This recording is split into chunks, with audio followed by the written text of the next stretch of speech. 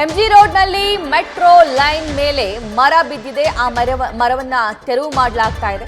ರಾತ್ರಿ ಇಡೀ ಕಾರ್ಯಾಚರಣೆ ನಡೆಸಿ ಈಗ ಸಿಬ್ಬಂದಿ ಆ ಮರವನ್ನ ತೆರವುಗೊಳಿಸಿದ್ದಾರೆ. ಮೆಟ್ರೋ ಲೈನ್ಗೆ ಅಳವಡಿಸಿರುವ ಕಬ್ಬಿಣದ ಸರಳುಗಳು ಜಖಂಗೊಂಡಿದ್ದಾವೆ. MG road to Trinity circle ಆ ರಸ್ತೆ ಬಂದ್ ಮಾಡಿ ಮರವನ್ನ ತೆರವುಗೊಳಿಸುವಂತಹ ಕೆಲಸ ಮಾಡಲಾಗಿದೆ. ನಿನ್ನೆ ಸುರಿದಿರುವಂತಹ ಮಳೆಗೆ ಭಾರಿ ಅವಾಂತರ ಸೃಷ್ಟಿಯಾಗಿದೆ. ಗಮನಿಸಬಹುದು, ಮೆಟ್ರೋ ಲೇನ್ ಮೇಲೆ ಕೂಡ ಆ ಮರ ಬಿದ್ದಿದೆ. ಮರ ಬಿದ್ದಿರುವಂತಹ ಆ ರಭಸಕ್ಕೆ, ಆ ಫೋರ್ಸ್ಗೆ ಅಲ್ಲಿದ್ದಂತಹ ಕಬ್ಬಿಣದ ಸರಳುಗಳು ಕೂಡ ಜಖಂಗೊಂಡಿದ್ದಾವೆ. ಅಲ್ಲಿ ಮೆಟ್ರೋ ಸಂಚಾರಕ್ಕೆ ಅನುವು ಮಾಡಿಕೊಡುವಂತಹ ಕೆಲಸ ಮೆಟ್ರೋ ಸಿಬ್ಬಂದಿ ಮಾಡ್ತಾ ಇದ್ದಾರೆ. ಈಗ ಆಲ್ರೆಡಿ ಆ ಮರ ಬಿದ್ದಿದೆಯಲ್ಲ, ಅದನ್ನು ತೆರವುಗೊಳಿಸಿದ್ದಾರೆ. MG road to Trinity circle ಆ ಮಾರ್ಗವಾಗಿ ಮೆಟ್ರೋ ಸಂಚಾರ ಸದ್ಯಕ್ಕೆ ಆಗ್ತಾ ಇಲ್ಲ. ಕಾರಣ ಅಲ್ಲಿ ಆಗಿರುವಂತಹ ಸರಳುಗಳನ್ನು ಸರಿಪಡಿಸಬೇಕಾಗುತ್ತೆ. ನೂರಾರು ಜನ ಮೆಟ್ರೋದಲ್ಲಿ ಪ್ರಯಾಣ ಮಾಡ್ತಾರೆ. ಯಾವುದು ಅನಾಹುತ, ಅಹಿತಕರ ಘಟನೆ ನಡಿಬಾರದು ಅಂತ ಹೇಳಿ ಮೆಟ್ರೋ ಸಿಬ್ಬಂದಿ ಕೂಡ ಈಗ ಮರವನ್ನು ತೆರವುಗೊಳಿಸಿದ್ದಾರೆ. ಅದರ ಜೊತೆಗೆ ಅಲ್ಲಿ ರಿಪೇರಿ ಕೆಲಸ ಕೂಡ ಮಾಡಲಾಗುತ್ತೆ.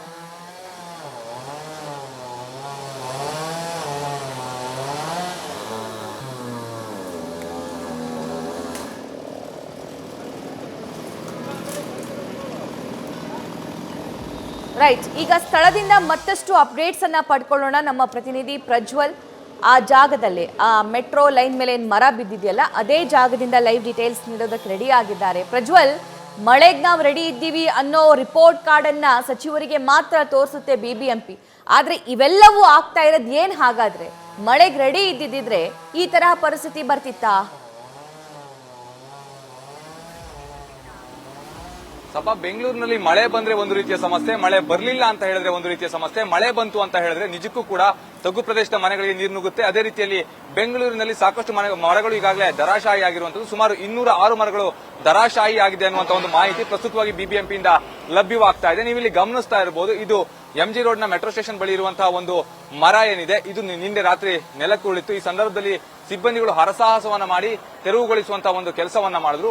ಮೆಟ್ರೋ ಲೇನ್ ಏನಿದೆ ಅದರ ಮೇಲೆ ಬಿದ್ದಂತ ಪರಿಣಾಮವಾಗಿ ಮೆಟ್ರೋ ಲೇನ್ ನ ಕಬ್ಬಿಣದ ಸರಳುಗಳಿದ್ದಾವೆ, ಅವೆಲ್ಲವೂ ಕೂಡ ಕಟ್ಟಾಗಿರುವಂತದ್ದು. ನೀವು ಇಲ್ಲಿ ಗಮನಿಸ್ತಾ ಇರಬಹುದು, ಆ ಒಂದು ಲೇನ್ಗಳಿಂದ ಒಂದು ಕಡೆಯ ಒಂದು ಲೇನ್ ಸಂಪೂರ್ಣವಾಗಿ ಕಟ್ಟಾಗಿದೆ. ಅದನ್ನ ಬೇರೆ ರೀತಿಯಲ್ಲಿ ವ್ಯವಸ್ಥೆ ಮಾಡುವಂತಹ ಒಂದು ಕೆಲಸವನ್ನ ಕೂಡ ಈಗಾಗಲೇ ಮೆಟ್ರೋ ಸಿಬ್ಬಂದಿಗಳು ಮಾಡಿದ್ದಾರೆ.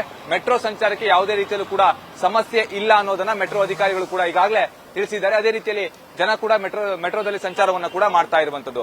ಈ ಒಂದು ಮರವನ್ನ ಕತ್ತರಿಸಲಿಕ್ಕೆ ಸುಮಾರು ಸಿಬ್ಬಂದಿಗಳೇನಿದ್ರು ಅವರು ಸಾಕಷ್ಟು ಸಮಯವನ್ನೇ ತೆಗೆದುಕೊಂಡು, ಒಂದು ಕಡೆ ರಸ್ತೆ ಕೂಡ ಜಾಮ್ ಆಗಿತ್ತು, ಇನ್ನೊಂದು ಕಡೆ ಅದನ್ನ ತೆರವುಗೊಳಿಸುವಂತಹ ಒಂದು ಕೆಲಸವನ್ನ ಕೂಡ ಸಿಬ್ಬಂದಿಗಳು ಮಾಡ್ತಾ ಹೋದ್ರು. ನೀವು ಇಲ್ಲಿ ಗಮನಿಸ್ತಾ ಇರಬಹುದು, ಈ ಒಂದು ಮರ ಎಷ್ಟು ಬೃಹದಾಕಾರವಾಗಿದೆ ಅಂತ. ಅದೃಷ್ಟವಶಾತ್ ಯಾವುದೇ ಪ್ರಾಣಾಪಾಯ ಕೂಡ ಸಂಭವಿಸಿಲ್ಲ. ಮರ ಬೀಳುವಂತಹ ಸಂದರ್ಭದಲ್ಲಿ ಯಾವುದೇ ವಾಹನಗಳ ಸಂಚಾರ ಕೂಡ ಇಲ್ಲಿ ಇರಲಿಲ್ಲ. ಹಾಗಾಗಿ ಯಾವುದೇ ರೀತಿಯಲ್ಲೂ ಕೂಡ ಸಮಸ್ಯೆ ಆಗಿರಲಿಲ್ಲ. ಒಂದೊಮ್ಮೆ ವಾಹನ ಸಂಚಾರ ಜಾಸ್ತಿ ಆಗಿದ್ದಿದ್ರೆ ಖಂಡಿತವಾಗಿ ಕೂಡ ಸಮಸ್ಯೆ ಆಗ್ತಾ ಇತ್ತು. ಆ ಮರವನ್ನು ತೆರವುಗೊಳಿಸಲಿಕ್ಕೂ ಕೂಡ ಅಧಿಕಾರಿಗಳಿಗೆ ಸಾಕಷ್ಟು ಸಮಯ ಬೇಕಾಗಿತ್ತು. ಇನ್ನು ಪೀಕ್ ಅವರ್ ನಲ್ಲಿ ಏನಾದ್ರೂ ಬಿದ್ದಿದ್ರೆ ಟ್ರಾಫಿಕ್ ಫುಲ್ ಜಾಮ್ ಆಗಿ ಅದರಲ್ಲೂ ಕೂಡ ಸಿಬ್ಬಂದಿಗಳಿಗೆ ಅದನ್ನ ತೆರವುಗೊಳಿಸುವಂತದ್ದು ಇನ್ನೂ ಕೂಡ ಕಷ್ಟ ಆಗ್ತಾ ಇತ್ತು ಅನ್ನೋದೇನಿದೆ ಅದು ಸ್ಪಷ್ಟವಾಗಿ ಗೊತ್ತಾಗ್ತಾ ಇರುವಂತದ್ದು. ಒಟ್ಟು ಬೆಂಗಳೂರಿನಲ್ಲಿ ಸುಮಾರು 206 ಮರಗಳು ದರಾಶಾಹಿ ಆಗಿದೆ ಅನ್ನುವಂತ ಒಂದು ಮಾಹಿತಿ ಏನಿದೆ ಅದು ಲಭ್ಯವಾಗ್ತಾ ಇದೆ. ಎಲ್ಲಾ ಕಡೆಯಲ್ಲೂ ಕೂಡ ಮಳೆ ಬಂದಂತ ರಭಸಕ್ಕೆ, ಗಾಳಿ ಬೀಸಿದಂತ ರಭಸಕ್ಕೆ ಮರಗಳೆಲ್ಲವೂ ಕೂಡ ದರಾಶಾಹಿ ಆಗಿರುವಂತದ್ದು. ಇದರಿಂದಲೂ ಕೂಡ ಸಾಕಷ್ಟು ಸಮಸ್ಯೆ ಉಂಟಾಗಿತ್ತು. ಈಗ ಅವೆಲ್ಲವನ್ನ ಕೂಡ ತೆರವುಗೊಳಿಸುವಂತ ಒಂದು ಕೆಲಸವನ್ನ ಮಾಡ್ತಾ ಇದ್ದಾರೆ. ಸದ್ಯದ ಮಟ್ಟಿಗೆ ಯಾವುದೇ ರೀತಿಯಲ್ಲೂ ಕೂಡ ಇಲ್ಲಿ ಸಮಸ್ಯೆ ಕಂಡು ಬರ್ತಾ ಇಲ್ಲ. ಜನಸಾಮಾನ್ಯರು ಆರಾಮಾಗಿ ಓಡಾಟವನ್ನು ನಡೆಸ್ತಾ ಇದ್ದಾರೆ. ರಸ್ತೆಯಿಂದ ಆ ಒಂದು ಮರವನ್ನ ಸಂಪೂರ್ಣವಾಗಿ ತೆರವುಗೊಳಿಸಲಾಗಿರುವಂತದ್ದು. ಎಲ್ಲೂ ಕೂಡ ಟ್ರಾಫಿಕ್ ಜಾಮ್ ಆಗದೇ ಇರುವಂತಹ ರೀತಿಯಲ್ಲಿ ಪೊಲೀಸ್ ಸಿಬ್ಬಂದಿ ಹಾಗೆ ಬಿಬಿಎಂಪಿ ಸಿಬ್ಬಂದಿಗಳು ಕಾರ್ಯನಿರ್ವಹಣೆಯನ್ನು ಕೂಡ ಮಾಡಿರುವಂತದ್ದು. ಅಂದ್ರೆ ಬೆಂಗಳೂರಿನಲ್ಲಿ ಮಳೆ ಬಂತು ಅಂತ ಹೇಳಿದ್ರೆ ಸಾಕಷ್ಟು ಸಮಸ್ಯೆಗಳು ಯಾವಾಗ್ಲೂ ಕೂಡ ಉಂಟಾಗ್ತಾನೆ ಇರುತ್ತೆ. ಅದು ಏನು ಹೊಸದೇನಲ್ಲ. ಇನ್ನೊಂದು ಕಡೆಯಲ್ಲಿ ಮಳೆ ಬಂದಿದ್ರಿಂದಾಗಿ ಸಾಕಷ್ಟು ಕಡೆಗಳಲ್ಲಿ ತಗ್ಗು ಪ್ರದೇಶದ ಮನೆಗಳಿಗೆ ನೀರು ನುಗ್ಗುವಂತಹ ಒಂದು ಪರಿಣಾಮದಿಂದಾಗಿ ಅವರು ಕೂಡ ರಾತ್ರಿ ನಿದ್ರೆ ಮಾಡಲಿಕ್ಕೆ ಅವಕಾಶ ಸಿಕ್ಕಿಲ್ಲ. ಅವರೆಲ್ಲರೂ ಕೂಡ ನೀರನ್ನು ಹೊರತೆಗೆಯುವಂತಹ ಒಂದು ಕೆಲಸವನ್ನೇ ಮಾಡ್ತಾ ಇದ್ರು. ಇದರಿಂದ ಸಾಕಷ್ಟು ಜನ ಅಧಿಕಾರಿಗಳಿಗೆ, ಅದೇ ರೀತಿಯಲ್ಲಿ ಜನಪ್ರತಿನಿಧಿಗಳಿಗೆ ಹಿಡಿಶಾಪವನ್ನು ಹಾಕುವಂತಹ ಒಂದು ಪರಿಸ್ಥಿತಿ ಕೂಡ ನಿರ್ಮಾಣವಾಗಿತ್ತು. ಅಂದ್ರೆ ಪ್ರತಿ ಬಾರಿ ಸಮಸ್ಯೆ ಆದಾಗ್ಲೂ ಕೂಡ ನಾವು ಸರಿ ಮಾಡ್ತೀವಿ ಅನ್ನುವಂತ ಒಂದು ಆಶ್ವಾಸನೆಯನ್ನ ಕೊಡ್ತಾರೆ ಹೊರತು ಯಾರು ಕೂಡ ಬಂದು ಅದನ್ನ ಸರಿಪಡಿಸುವಂತ ಒಂದು ಕೆಲಸವನ್ನ ಮಾಡೋದಿಲ್ಲ. ಮಳೆ ಬಂದಂತ ಸಂದರ್ಭದಲ್ಲಿ ಅಧಿಕಾರಿಗಳಿಗೆ ಎಚ್ಚರವಾಗುತ್ತೆ, ಅನಂತರದಲ್ಲಿ ಮತ್ತೆ ಮಲಗ್ತಾರೆ ಅನ್ನುವಂತ ಆರೋಪವನ್ನ ಜನಸಾಮಾನ್ಯರು ಕೂಡ ಮಾಡ್ತಾ ಇರುವಂತದ್ದು. ಬಿಬಿಎಂಪಿ ಇನ್ನಾದ್ರೂ ಕೂಡ ಎಚ್ಚೆತ್ತುಕೊಳ್ಳಿ, ಎಲ್ಲೆಲ್ಲಿ ಸಮಸ್ಯೆಗಳಿದೆ ಅನ್ನೋದನ್ನ ಮುಂಚಿತವಾಗಿ ಅಲ್ಲಿ ಹೋಗಿ ಅದನ್ನ ಪರಿಹರಿಸುವಂತ ಒಂದು ಕೆಲಸವನ್ನ ಮಾಡಿದ್ರೆ ಜನಸಾಮಾನ್ಯರು ನೆಮ್ಮದಿಯಿಂದ ಬದುಕಬಹುದು.